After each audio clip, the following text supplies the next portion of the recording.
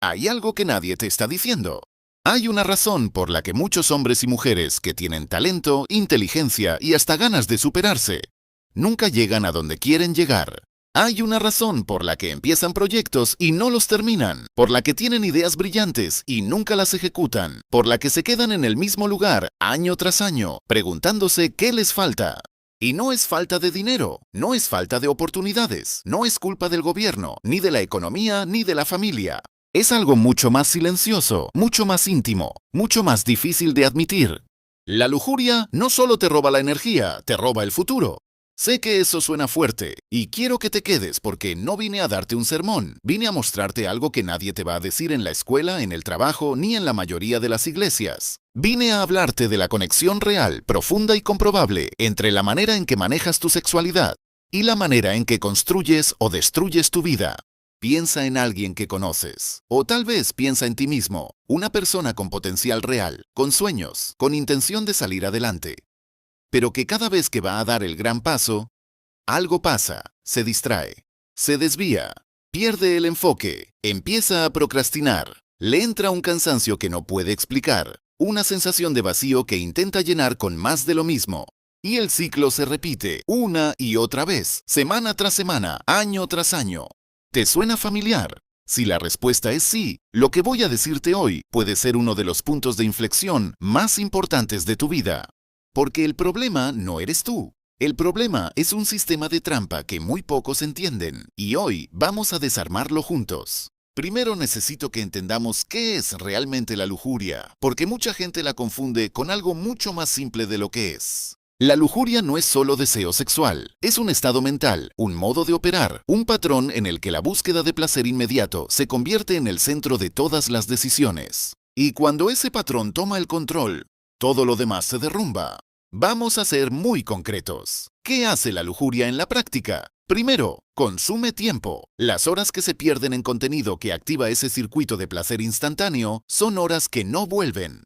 Horas que pudieron ser dedicadas a aprender, a construir, a crear, a conectar con personas reales. Segundo, consume energía. Y no hablo solo de energía física, hablo de energía mental, creativa, emocional.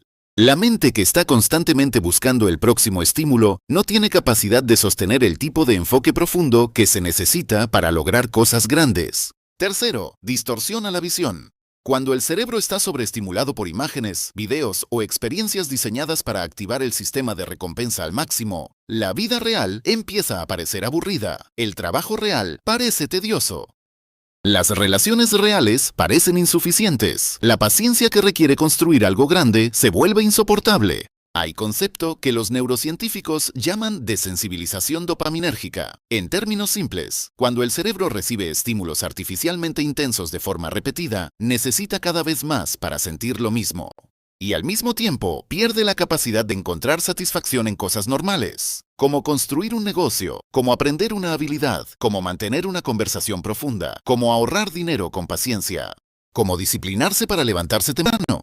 Todas esas cosas requieren tolerar la incomodidad a corto plazo para obtener recompensas a largo plazo, y esa capacidad exactamente esa es la que la lujuria destruye silenciosamente.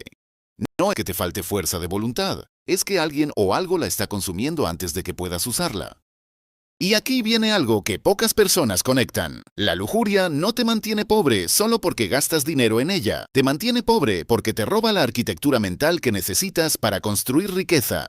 Te roba la paciencia, el enfoque, la disciplina, la claridad de propósito, la energía sostenida, la capacidad de diferir gratificación. Todas esas palabras que suenan aburridas son exactamente las que separan a las personas que logran algo de las que se quedan hablando de lo que algún día van a lograr.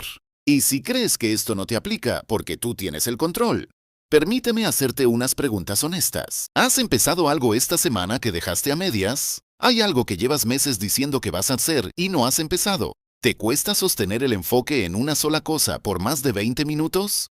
¿Te sientes cansado aunque no hayas hecho mucho? Si respondiste sí a alguna de esas, sigue escuchando. Lo que la Biblia sabía antes que la neurociencia. Hace miles de años, mucho antes de que existieran los escáneres cerebrales y los estudios de neuroimagen, existía un texto que describía con precisión impresionante lo que la ciencia hoy está confirmando. En los escritos de Proverbios hay una imagen poderosa, la del joven sin entendimiento que sigue el camino de la mujer de mala conducta como el buey que va al matadero, sin entender que eso le va a costar la vida. No es una condena moral simplista, es una descripción precisa de lo que ocurre cuando alguien cede el control de su vida al placer inmediato, avanza confiado hacia algo que lo está destruyendo, sin darse cuenta. Y luego está la historia de Sansón, uno de los hombres más dotados que registra la historia bíblica. Fuerza sobrenatural, llamado claro, destino grande. Y sin embargo, su historia termina encadenado, ciego, moliendo grano en una prisión. ¿Qué lo llevó ahí? No sus enemigos, no la mala suerte, su incapacidad de controlar su deseo. Cada vez que se dio a la lujuria, se dio un pedazo de su propósito, hasta que no quedó nada. El hombre más fuerte de su generación fue destruido no por lo de afuera, sino por lo que no pudo controlar por dentro.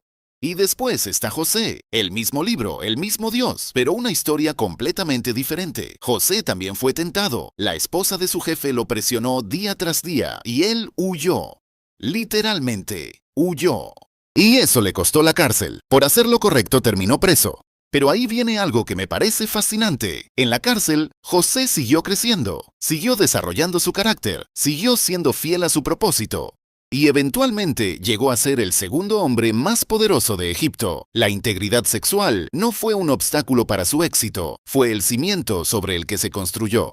Voy a decirte algo que quizás no esperabas escuchar en un video de este tipo. La energía sexual es real. Es una de las fuerzas más poderosas que existe en el ser humano y no fue diseñada para ser suprimida, fue diseñada para ser canalizada. Muchos de los creadores, inventores, artistas y líderes más influyentes de la historia describían algo que hoy llamaríamos sublimación, la capacidad de tomar esa energía intensa y redirigirla hacia la creación, hacia el trabajo, hacia la visión. No porque el sexo sea malo, sino porque esa misma energía, cuando se derrama constantemente en dirección a la gratificación inmediata, no queda disponible para construir algo grande. Piénsalo como un río. Un río que se dispersa en 100 arroyos pequeños pierde la fuerza para mover nada. Un río que se canaliza en una dirección puede generar electricidad para una ciudad entera. Esto no es misticismo, es biología, es psicología y es también espiritualidad. Porque lo que la ciencia está descubriendo ahora, los sabios de distintas tradiciones lo entendían intuitivamente hace siglos. El autocontrol sexual no es represión, es poder. Es la diferencia entre ser esclavo de tus impulsos y ser el arquitecto de tu vida. Vamos a hablar de dinero, directamente.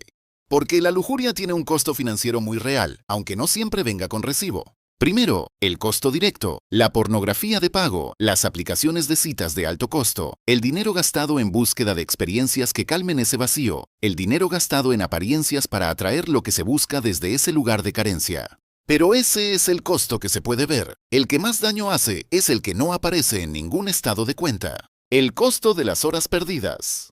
Si una persona pierde en promedio 2 horas diarias atrapada en ciclos de contenido o comportamiento compulsivo sexual, esos son 14 horas a la semana, 56 horas al mes. Más de 600 horas al año. ¿Cuánto vale una hora de tu tiempo? ¿Cuánto podrías construir con 600 horas de trabajo enfocado? ¿Cuánto podrías aprender? ¿Cuánto podrías crear?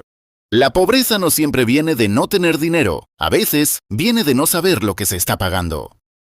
Luego está el costo de las relaciones destruidas. ¿Cuántos negocios no prosperan porque la confianza se perdió? ¿Cuántas alianzas no se forman porque la reputación quedó manchada? ¿Cuántas puertas no se abren porque la persona que debía abrirlas ya no confía en ti? La lujuria no destruye solo lo íntimo, destruye lo profesional, lo social, lo espiritual. Y finalmente, el costo del propósito abandonado. ¿Cuántas personas tienen adentro un llamado claro, una visión genuina, un talento real, y viven en silencio frustradas porque nunca llegan a desarrollarlo, porque algo siempre les drena la energía antes de que puedan llegar ahí? Si pudieras salir de esto solo con fuerza de voluntad, ya habrías salido. El problema es más profundo que eso, y entenderlo es el primer paso para resolverlo. La lujuria, cuando se convierte en patrón compulsivo, actúa sobre el cerebro de manera similar a otras adicciones, no porque seas débil, sino porque el sistema de recompensa del cerebro fue diseñado para ser sensible a ciertos estímulos y cuando esos estímulos se explotan de manera artificial e intensa, el cerebro se reconfigura. Eso significa que decir simplemente no quiero esto y ya no lo quiero más No funciona, no porque no tengas valor, sino porque estás peleando contra circuitos neurales profundamente establecidos. Lo que sí funciona es una combinación de tres cosas: entorno, comunidad y propósito. El entorno: cambiar lo que tienes alrededor para que el camino de menor resistencia no sea el que te destruye. La comunidad: rodearte de personas que estén caminando hacia algo más grande, que te vean, que te rindan cuentas, que no te juzguen pero tampoco te permitan quedarte donde estás. El propósito: tener algo tan grande, tan claro, tan significativo por qué luchar, que el costo de ceder duela más que el costo de resistir. Y nadie se libera de lo que lo tiene atrapado mirando siempre hacia lo que lo atrapa. Se libera mirando hacia algo más grande.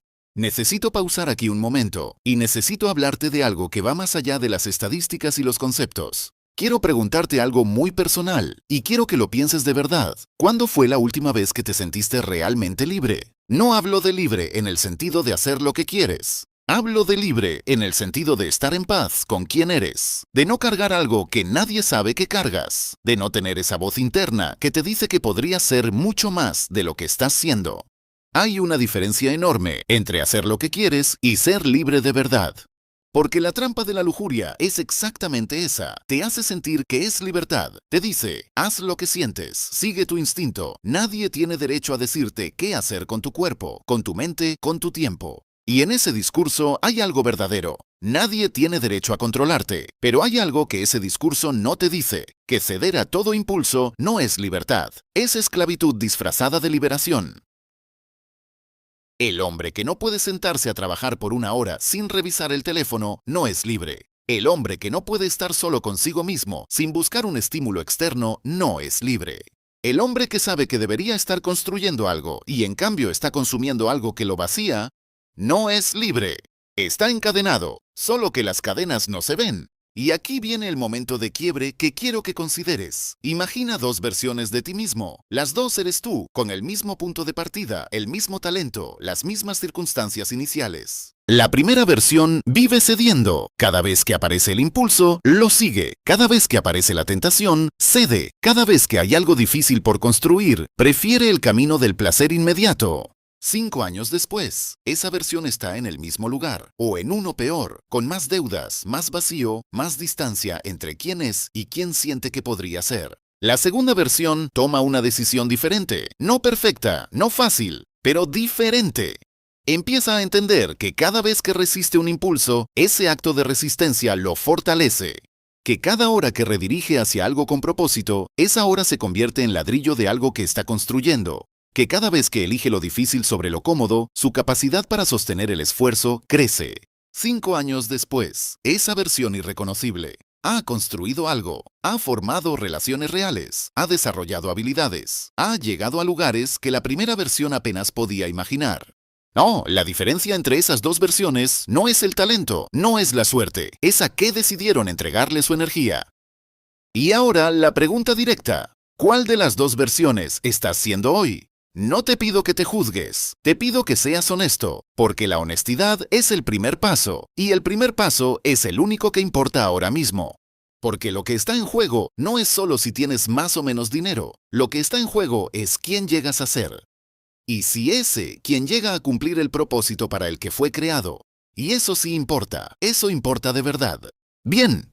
Ya entendemos el problema, ahora hablemos de la salida, y te lo digo con claridad. Hay salida, no es fácil, no es inmediata, pero es real, y muchas personas la han recorrido.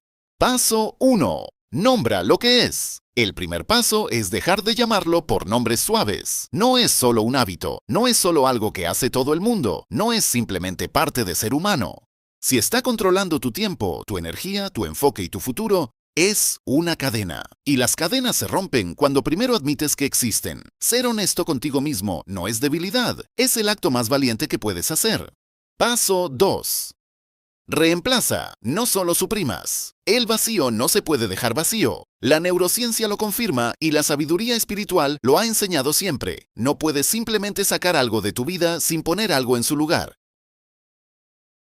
¿Qué va a llenar ese espacio? Un proyecto real, una habilidad que quieres desarrollar, un cuerpo que quieres construir, una causa más grande que tú mismo, una fe que te ancle a algo que no se mueve. El antídoto de la lujuria no es la represión, es el propósito.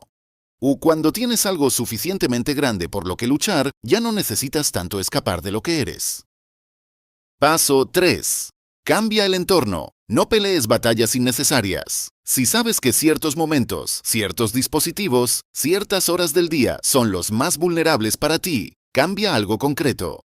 Pon el teléfono fuera del cuarto, instala filtros, cambia las horas en que estás a solas con el dispositivo, no porque seas incapaz de resistir, sino porque los hombres y mujeres sabios no se colocan innecesariamente en el camino del fuego. La sabiduría no es resistir todo, la sabiduría es no necesitar resistir lo que puedes evitar. Paso 4. Busca comunidad real. Este es el paso que más se evita y el que más se necesita. No puedes salir de esto solo, no porque seas débil, sino porque no fuiste diseñado para cargar esto en solitario.